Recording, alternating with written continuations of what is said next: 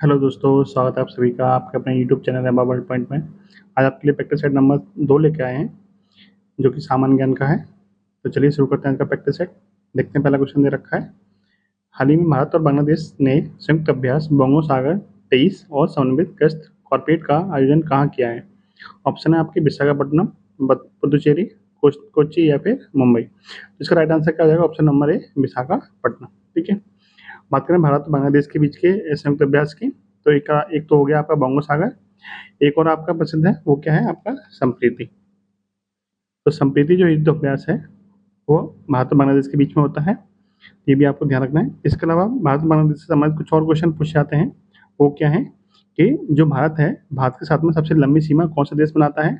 तो सबसे लंबी सीमा बनाने वाला देश है, सबसे लंबी सीमा वो बनाता है आपका बांग्लादेश। ठीक है।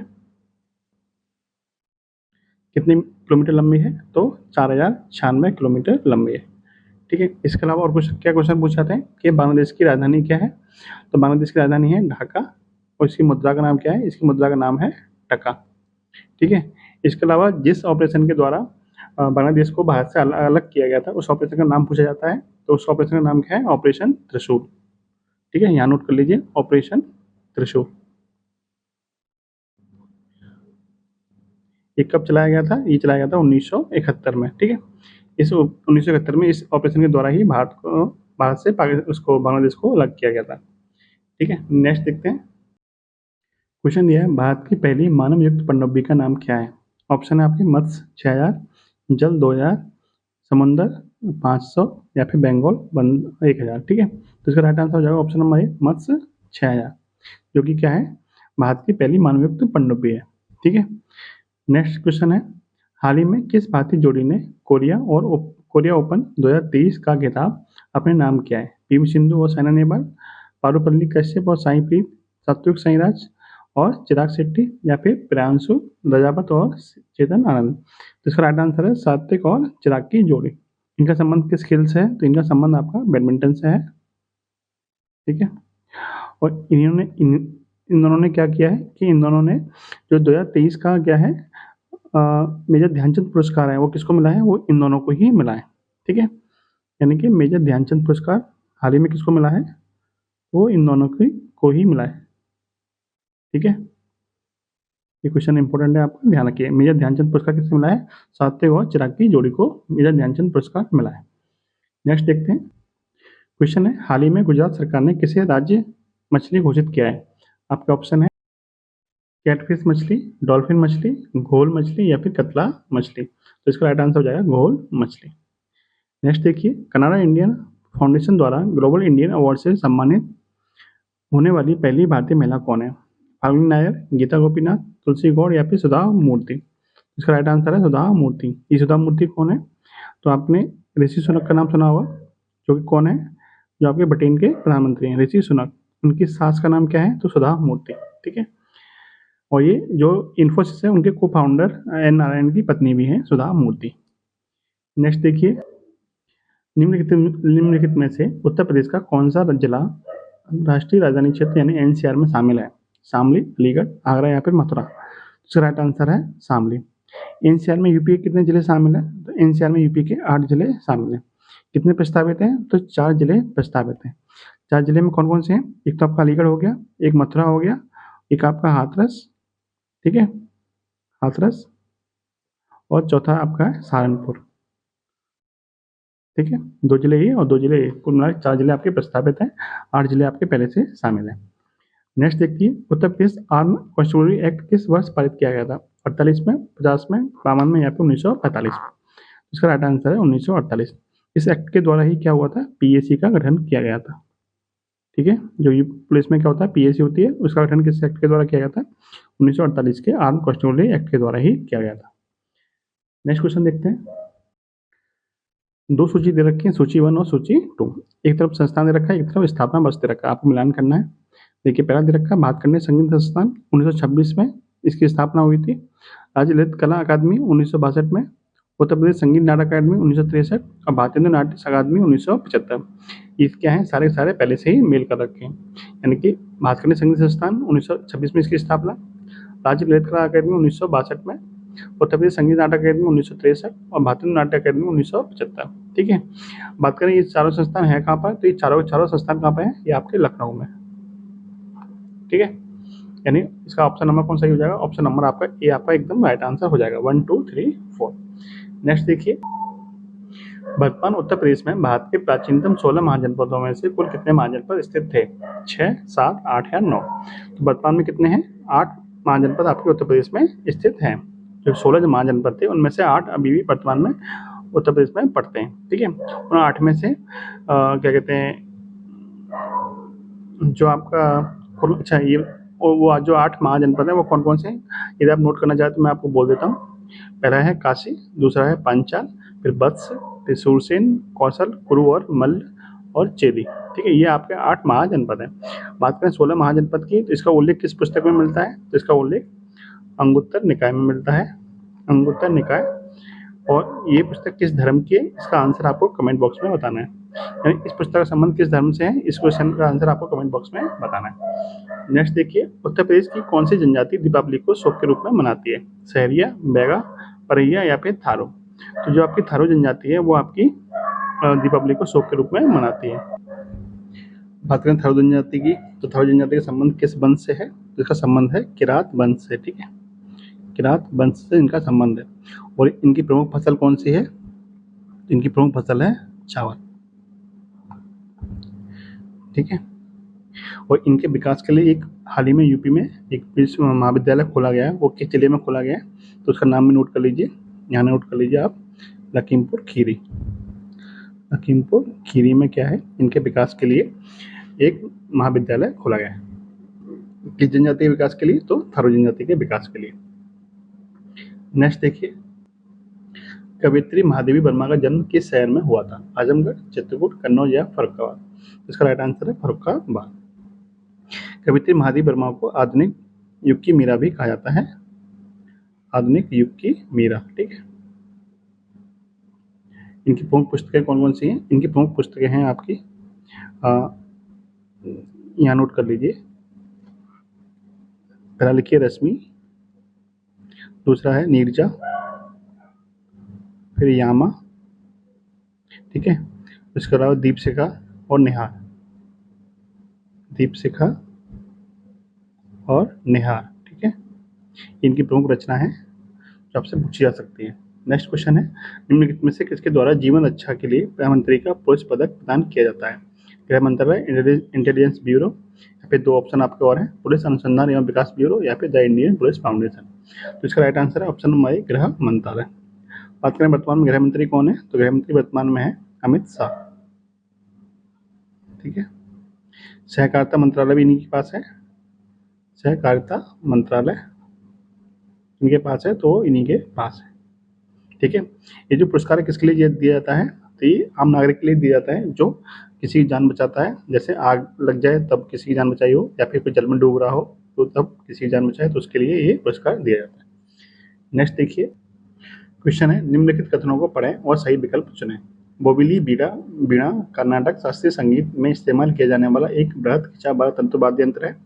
बोबिली बीड़ा को आमतौर पर एकड़ा बीड़ा के रूप में जाना जाता है, क्योंकि वे लकड़ी के एक टुकड़े से बनाए जाते हैं। तो इसका राइट आंसर हो जाएगा ऑप्शन नंबर ए और 2। ठीक है, 1 और 2, यानी 1 भी सही है और 2 भी सही है। ठीक है, बात करें कर्नाटक की, ये बोबली वीणा कहाँ पर है, ये आपका कर्नाटक में है। बात करें कर्नाटक की, तो कर्नाटक में एक आपका लोक नृत्य फेमस है, वो कौन सा है, वो आपका यक्षगान, जो कि आपका प्रसिद्ध है, कहाँ पर है, कर्नाटक में। नेक्स्ट देखिए, म्यांमार की मुद्रा निम्नलिखित में से कौन सी है, क्यात, नायरा, रियाल या फिर क्रोन। तो म्यांमार की मुद्रा का नाम क्या है, क्यात। बात करें म्यांमार की, तो म्यांमार की राजधानी क्या है, म्यांमार की राजधानी है नेपीदा। ठीक है, और म्यांमार को भारत से कब अलग किया गया था, तो म्यांमार को भारत से 1935 के भारत सरकार अधिनियम के द्वारा, यानी 1935 के अधिनियम के द्वारा 1937 में भारत से अलग किया गया था। ठीक है, बात करें म्यांमार का, तो म्यांमार का पुराना नाम क्या था, तो म्यांमार का पुराना नाम था बर्मा। ठीक है, म्यांमार का पुराना नाम क्या था, तो म्यांमार का पुराना नाम था बर्मा। बात करें रियाल की, तो ये मुद्रा कहाँ की है, ये मुद्रा है सऊदी अरब की। क्रोन कहाँ की मुद्रा है, तो ये मुद्रा है आपकी डेनमार्क की। और नायरा कहाँ की मुद्रा है, तो नायरा आपकी नाइजीरिया की मुद्रा है। नेक्स्ट देखिए, निम्नलिखित में से किस भारतीय खिलाड़ी ने प्लेइंग टू विन नामक आत्मकथा लिखी है? सानिया मिर्जा, पीवी सिंधु, साइना नेहवाल या फिर कड़म मल्लेश्वरी? तो ये जो पुस्तक लिखी है वो किसने लिखी है? साइना नेहवाल। इनका संबंध किस खेल से है? तो इनका संबंध है बैडमिंटन से। ठीक है, बैडमिंटन। बात करें सानिया मिर्जा की पुस्तक का नाम, तो इनकी पुस्तक का नाम क्या है? तो इनकी पुस्तक का नाम है S against odds, against odds. ठीक है, एस अगेंस्ट ऑड्स किसकी पुस्तक है? तो एस अगेंस्ट ऑड्स पुस्तक है सानिया मिर्जा की। बात करें पीवी सिंधु की, तो पीवी सिंधु को सिल्वर गर्ल के नाम से भी जाना जाता है। वही एकमात्र ऐसी महिला है जिन्होंने ओलंपिक में 2 पदक जीते। ठीक है, और ओलंपिक में भारत के लिए पहला पदक किस महिला ने जीता था? तो प्रथम पदक जीतने वाली महिला थी, प्रथम महिला जिसने भारत के लिए ओलंपिक में पदक जीता था वो थी आपकी कड़म मल्लेश्वरी। ठीक है, कड़म मल्लेश्वरी से क्या क्वेश्चन बनेगा कि भारत की प्रथम महिला कौन थी जिन्होंने ओलंपिक में पदक जीता था? तो वो आपकी कड़म मल्लेश्वरी होगी। और एकमात्र महिला जिन्होंने 2 ओलंपिक में पदक जीते हैं वो कौन है? पीवी सिंधु। ठीक है, अलग अलग क्वेश्चन है, अलग अलग ध्यान रखिए। नेक्स्ट देखते हैं, पारंपरिक नृत्य रूप गोटी पुआ का संबंध किस राज्य से है? पश्चिम बंगाल, उड़ीसा, बिहार या फिर छत्तीसगढ़? तो इसका राइट आंसर हो जाएगा आपका उड़ीसा। ठीक है, ऑप्शन नंबर बी उड़ीसा। बात करें उड़ीसा के प्रमुख लोक नृत्य कौन कौन से हैं? तो देखिए, नोट करिए इसका आंसर, सॉरी इसके पॉइंट नोट करिए। वो आपके हो जाएंगे आपका रंगावती, रंगावती। ठीक है, इसके अलावा आपका छऊ, इसके अलावा आपका नुआखाई, इसके अलावा आपका धानु यात्रा। ये कहाँ के प्रमुख लोक नृत्य हैं? ये आपके उड़ीसा के लोक नृत्य। नेक्स्ट देखिए, नेक्स्ट क्या है? भारतीय स्कीइंग और पर्वतारोहण संस्थान कहाँ स्थित है? डलहौजी, गुलमर्ग, मनाली या फिर उत्तरकाशी? तो ये संस्थान कहाँ पर स्थित है? ये आपका गुलमर्ग में स्थित है। और गुलमर्ग कहाँ पे है? जम्मू एंड कश्मीर में। ठीक है, नेक्स्ट क्वेश्चन है, निम्नलिखित में से किस देश को हवाओं का देश कहा जाता है? पुर्तगाल, चीन, फ्रांस या डेनमार्क? तो इसका राइट आंसर है डेनमार्क। हवाओं का देश क्यों कहा जाता है? क्योंकि यहाँ पे अधिकतम जो बिजली बनती है वो किससे बनती है? हवाओं के द्वारा ही बनती है, इसलिए इसको हवाओं का देश कहते हैं। ठीक है, बात करें डेनमार्क की, तो डेनमार्क की राजधानी क्या है? डेनमार्क की राजधानी का नाम है कोपनहेगन, कोपनहेगन। ठीक है, इसकी मुद्रा का नाम क्या है? इसकी मुद्रा का नाम है डेनिश क्रोन। और ये जिस प्रायद्वीप पर स्थित है उसका नाम है जटलैंड। डेनमार्क किस प्रायद्वीप पर स्थित है? जटलैंड प्रायद्वीप पर स्थित है। नेक्स्ट देखिए, निम्नलिखित में से किस आर्थिक व्यवस्था में पूंजीगत वस्तुओं पर निजी व्यक्तियों या व्यापारियों का स्वामित्व होता है और माल और सेवाओं का उत्पादन बाजार में आपूर्ति और मांग पर निर्भर करता है? मिश्रित अर्थव्यवस्था, पूंजीवादी अर्थव्यवस्था, राज्य अर्थव्यवस्था या फिर संवादी अर्थव्यवस्था? तो इसका राइट आंसर हो जाएगा पूंजीवादी अर्थव्यवस्था। ठीक है, बात करें पूंजीवादी अर्थव्यवस्था किस देश में लागू है? तो यूएसए यानी संयुक्त राज्य अमेरिका में लागू है। मिश्रित अर्थव्यवस्था किस राज्य किस देश में है? तो अपने भारत में ही है। और साम्यवादी अर्थव्यवस्था किस देश में है? तो रूस में इसकी मतलब रूस में ये अर्थव्यवस्था लागू है। नेक्स्ट क्वेश्चन है, जीएसटी की अधिकतम दर कितनी है? 18%, 20%, 25% या फिर 28%? जीएसटी की जो अधिकतम दर वो कितनी है? 28%। बात करें जीएसटी की, जीएसटी एक प्रकार का अप्रत्यक्ष कर है। ठीक है, और ये विजय केलकर समिति की सिफारिश पर लागू हुआ था, विजय केलकर समिति। ठीक है, उसकी सिफारिश पर लागू हुआ था। और इसको लागू करने वाला पहला राज्य कौन सा था? तो वो आपका असम है। और 1 जुलाई 2017 से इसको लागू हुआ है, 1 जुलाई 2017 से पूरे भारत में लागू है। ठीक है, कुछ पॉइंट हैं वो आप ध्यान रखिए। नेक्स्ट देखते हैं, भारत के निम्नलिखित राज्यों में से किसके 3 तरफ अंतर्राष्ट्रीय सीमा है? उत्तराखंड, त्रिपुरा, हरियाणा या फिर इनमें से कोई नहीं? तो त्रिपुरा एकमात्र ऐसा राज्य है जिसके 3 तरफ क्या है? अंतर्राष्ट्रीय सीमा है। ठीक है, बात करें त्रिपुरा की, तो त्रिपुरा की राजधानी क्या है? त्रिपुरा की राजधानी है अगरतला। ठीक है, और इसमें 2 नेशनल पार्क हैं, उनको भी ध्यान रखिए कौन कौन से हैं। देखिए, इनके नेशनल पार्क कौन कौन से हैं यानी राष्ट्रीय उद्यान कौन कौन से हैं? एक तो है क्लाउडेड लियोपर्ड नेशनल पार्क, दूसरा है आपका Rajbari national park, Rajbari national park. ये दोनों कहाँ पे हैं? ये आपके दोनों त्रिपुरा में स्थित है। ठीक है, नेक्स्ट देखिए, भारत की निम्नलिखित में से कौन सी पर्वत श्रेणी केवल एक ही राज्य में विस्तृत है? अजंता, अरावली, सह्याद्री या फिर सतपुड़ा? तो इसका राइट आंसर है अजंता। ठीक है, ये आपकी सिर्फ एक ही राज्य में, वो कौन सा राज्य है? वो आपका महाराष्ट्र है। ठीक है, अजंता जो श्रेणी है वो आपकी महाराष्ट्र के औरंगाबाद, औरंगाबाद में है। औरंगाबाद कहाँ पड़ता है? ये आपका महाराष्ट्र में पड़ता है। ठीक है। बात करें औरंगाबाद की, तो औरंगाबाद का नया नाम क्या है? संभाजी नगर। औरंगाबाद का नया नाम क्या हो गया है? संभाजी नगर। ठीक है, ये जो क्वेश्चन आपको दे रखा है इस प्रैक्टिस सेट में, ये क्वेश्चन एमपीपीसी 2017 में पूछा हुआ क्वेश्चन है। नेक्स्ट देखिए, निम्नलिखित में से किस द्वीप को पादी की भूमि के रूप में जाना जाता है? इन लैंड ऑफ प्रोमिसेस कहा जाता है? सुमात्रा, क्यूबा, जावा या फिर मिंडानाओ? तो इसका राइट आंसर हो जाएगा option number D, Mindanao. Mindanao जो द्वीप है वो किस देश में है? वो आपका फिलीपींस में है। ठीक है, फिलीपींस में है। और फिलीपींस की राजधानी क्या है, ये आपको कमेंट बॉक्स में इसका आंसर देना है। नेक्स्ट देखिए, निम्नलिखित विकल्पों में से कौन सा एक सम्मिलित नहीं है? एक तरफ जनजाति दे रखे हैं, एक तरफ आपके क्षेत्र दे रखे हैं। पिग्मी जनजाति कांगो बेसिन में है, अंगामी नागालैंड में है, एनु जापान में है या फिर किर्गिज सूडान में? इसमें कौन सा सम्मिलित नहीं है? तो आपका ऑप्शन नंबर डी हो जाएगा एकदम सही। किर्गिज जनजाति सूडान में नहीं है, बल्कि कहाँ पर है? ये आपकी पड़ती है मध्य एशिया। खासकर किस देश में? तो ये आपकी किर्गिस्तान में। ठीक है, नेक्स्ट देखते हैं। पार्श्वनाथ जो एक क्षत्रिय तथा बनारस के राजा अश्वसेन के पुत्र थे, वह कौन से जैन तीर्थंकर थे? प्रथम, द्वितीय, 23वें या फिर 24वें? तो जो पार्श्वनाथ थे वो आपके 23वें तीर्थंकर थे। ठीक है, इन्हें सांपों का देवता भी कहा जाता है। बात करें प्रथम तीर्थंकर कौन थे, तो प्रथम थे आपके ऋषभदेव। द्वितीय कौन थे? द्वितीय थे आपके अजितनाथ। और 24वें कौन थे? 24वें आपके महावीर स्वामी।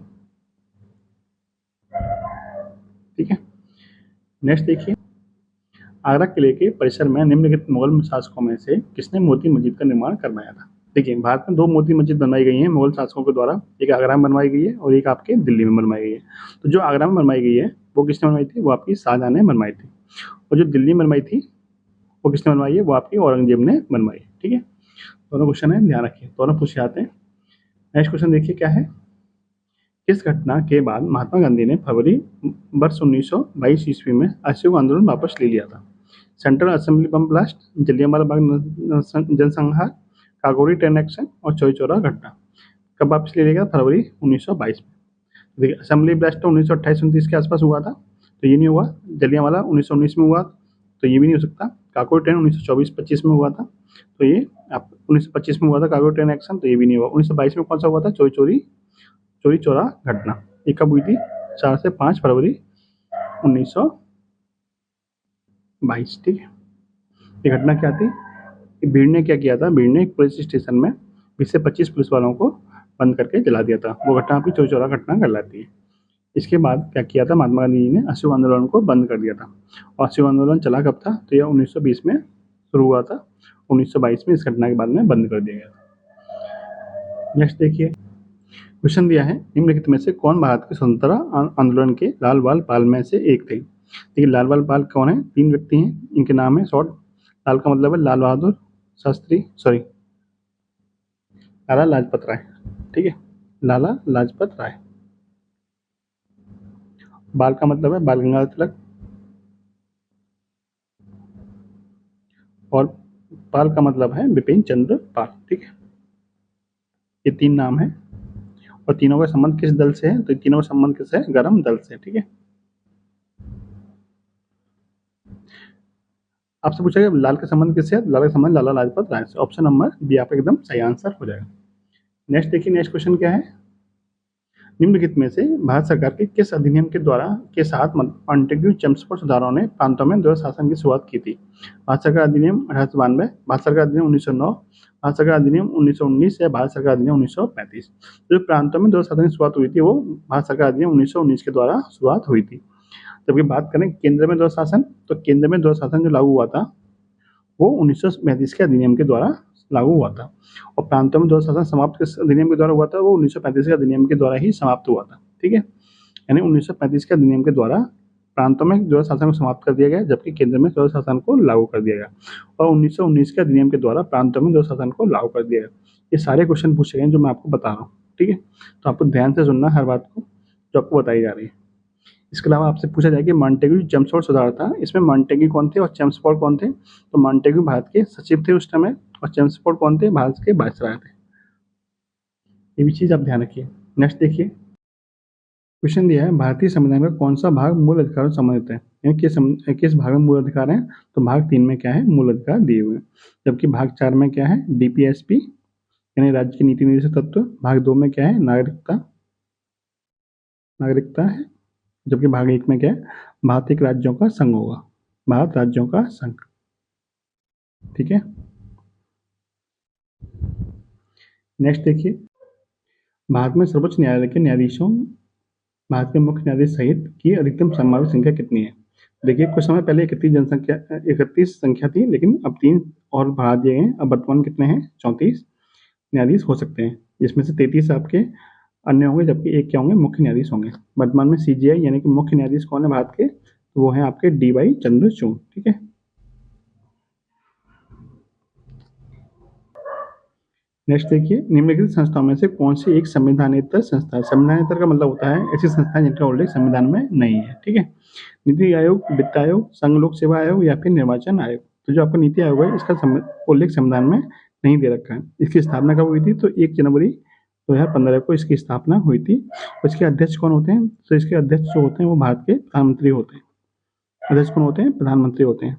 आपको बताना है कि इसके अध्यक्ष वर्तमान में कौन है। ठीक है, नेक्स्ट देखें इसमें कि वित्त आयोग को उल्लेख संविधान के किस अनुच्छेद में है, तो अनुच्छेद 280 में है। संघ लोक सेवा आयोग का उल्लेख किसमें है, अनुच्छेद 315 में है। और निर्वाचन आयोग का उल्लेख इसमें अनुच्छेद 324 में है। ठीक है, नेक्स्ट देखिए, जीएसटी यानी वस्तु एवं सेवाकर परिषद का अध्यक्ष निम्नलिखित में से कौन सा होता है? यानी जीएसटी परिषद का अध्यक्ष कौन होता है? केंद्रीय वित्त मंत्री, केंद्रीय वित्त सचिव, मुख्य कैबिनेट सचिव या फिर भारत के प्रधानमंत्री। तो जीएसटी जो परिषद होता है उसका अध्यक्ष कौन होता है? केंद्रीय वित्त मंत्री। वर्तमान में कौन है? निर्मला सीतारमण। ठीक है, निर्मला सीतारमण। बात करें जीएसटी काउंसिल की, तो जीएसटी जो काउंसिल होती है, जीएसटी जो परिषद होती है, उसका जो उल्लेख है वो संविधान के किस अनुच्छेद में है? आर्टिकल 279A यानी 279 में क्या है, जीएसटी परिषद का उल्लेख है। लेकिन जीएसटी का पूछा जाए आपसे कि जीएसटी संविधान के किस अनुच्छेद में है, तो जीएसटी 246A में है, जीएसटी 246A में है, जबकि जीएसटी परिषद 279A में है। ठीक है, ये भी ध्यान रखिए। नेक्स्ट देखते हैं, नेक्स्ट क्या है, निम्नलिखित में से कौन लोकसभा के प्रोटेम अध्यक्ष की नियुक्ति करता है? मुख्य चुनाव आयुक्त, भारत के प्रधानमंत्री, भारत के राष्ट्रपति या फिर सर्वोच्च न्यायालय के मुख्य न्यायाधीश। तो जो प्रोटेम स्पीकर होता है वो क्या होता है, देखिए, नई जो लोकसभा चुनी जाती है, तो उसके सदस्यों को जो शपथ दिलाई जाती है वो किसके द्वारा दिलाई जाती है? वो प्रोटेम स्पीकर के द्वारा ही दिलाई जाती है। ठीक है, तो उसकी नियुक्ति कौन करता है? तो उसकी नियुक्ति करते हैं भारत के राष्ट्रपति। ठीक है, प्रोटेम स्पीकर काम क्या होता है कि जो नए सदस्य चुन के आते हैं लोकसभा में, उनको शपथ दिलाने का काम किसका होता है? प्रोटेम स्पीकर का ही होता है। नेक्स्ट देखते हैं, क्वेश्चन दिया है कि मानव रक्त का पीएच मान कितना होता है? 7.4, 10, 6.5 या फिर 5.8। तो मानव रक्त का जो पीएच मान होता है वो 7.4 होता है। आपको कमेंट बॉक्स में बताना है कि जो मानव का रक्त होता है, रक्त आपका अम्लीय होता है या फिर क्षारीय होता है। ठीक है, इसके अलावा आपको बताना है कि जो आपका वो होता है मिल्क होता है, यानी जो आपका दूध होता है, दूध का पीएच मान कितना होता है? दूध का पीएच मान कितना होता है? दोनों क्वेश्चन का आंसर कमेंट बॉक्स में बताइएगा। नेक्स्ट देखते हैं, भूकंप की तीव्रता मापने के लिए किसका प्रयोग किया जाता है? तो भूकंप की तीव्रता मापने के लिए रिक्टर स्केल का प्रयोग किया जाता है। इसको जो तीव्रता नापते हैं वो किस ग्राफ पर नापते हैं? तो उसका नाम है सीस्मोग्राफ। सीस्मोग्राफ को के द्वारा भूकंप की तीव्रता नापी जाती है। किस स्केल पर नापी जाती है? तो रिक्टर स्केल पर नापी जाती है। बात करें एनीमोमीटर की, तो ये क्या करता है? ये आपकी वायु की गति को नापता है। ठीक है, ग्रेविमीटर का काम क्या है? ये आपकी गुरुत्वाकर्षण को नापता है। गुरुत्वाकर्षण को नापते हैं, काम किसका है? ग्रेविमीटर का। नेक्स्ट क्वेश्चन देखिए, निम्नलिखित में से कौन सा एक जीवाणु जनित रोग है? यानी कौन सा रोग बैक्टीरिया से होता है? कुष्ठ, इबोला, मलेरिया या फिर रेबीज। तो जो आपका कुष्ठ रोग है वो किससे होता है? वो आपका बैक्टीरिया के द्वारा होता है, जबकि इबोला और रेबीज किससे होते हैं? ये दोनों आपके वायरस से होते हैं। ठीक है, मलेरिया कैसे होता है? तो मलेरिया होता है आपका प्रोटोजोआ से। तो मलेरिया रोग का जो वाहक है वो कौन है? तो मलेरिया रोग का जो वाहक है वो कौन है? मादा एनाफिलीज मच्छर, एनाफिलीज। ठीक है, मच्छर होता है, उसके द्वारा क्या होता है? मलेरिया रोग फैलता है। ठीक है, ये तो वाहक है, जो कि फैलने का कारण क्या है? प्रोटोजोआ। नेक्स्ट देखिए, ये आपका आज का अंतिम क्वेश्चन है। क्वेश्चन क्या है? कौन सी गैस बायोगैस का एक प्रमुख घटक है? यानी बायोगैस में एक प्रमुख घटक कौन सा होता है? हाइड्रोजन, मीथेन, सीएनजी या फिर एलपीजी। तो जो बायोगैस होती है उसमें आपका कौन सा घटक होता है? वो आपका मीथेन होता है। ठीक है, मीथेन और कहाँ पाया जाता है? तो मीथेन आपका पाया जाता है आपका धान के खेत में, ठीक है, धान के खेत में कौन सी गैस पाई जाती है? मीथेन। और जो आपकी कोयले की खदानें होती हैं, कोयले की खदानों कोयले की खदानों में कौन सी गैस मिलती है? तो वहाँ पे मीथेन मिलती है। और जो पशु जुगाली करते हैं, पशु की जुगाली में कौन सी गैस निकलती है? तो वहाँ पर भी आपकी क्या निकलती है? मीथेन निकलती है। इसके अलावा जो बायोगैस संयंत्र होते हैं उसमें भी मीथेन बनती है। और इसके अलावा जो मंगल ग्रह है, मंगल ग्रह पर कौन सी गैस पाई जाती है? तो मीथेन। और अंतिम क्या है? जो आपके एलपीजी सिलेंडर होते हैं, एलपीजी हो या फिर सीएनजी हो, इसमें कौन सी गैस मुख्यतः पाई जाती है? तो इसमें आपका, सॉरी, एलपीजी में नहीं, ठीक है, थोड़ा इसको सही कर लीजिए। एलपीजी नहीं, पाइप्ड नेचुरल गैस, पीएनजी में, पाइप पीएनजी में। और सीएनजी में कौन सी गैस होती है? तो इसमें ब्यूटेन गैस होती है। देखिए जहाँ पे भी नेचुरल की बात आएगी, जहाँ पे भी प्राकृतिक की बात आएगी ना, वहाँ पे आपकी कौन सी गैस मिलेगी? आपको मीथेन ही मिलेगी। तो ये था आज का प्रैक्टिस सेट नंबर 2। आपको वीडियो कैसी लगी कमेंट बॉक्स में जरूर बताइएगा। अच्छी लगी तो लाइक भी कीजिए, और कोई भी आपका सजेशन हो तो आप जरूर बताइएगा। जय हिंद, जय भारत।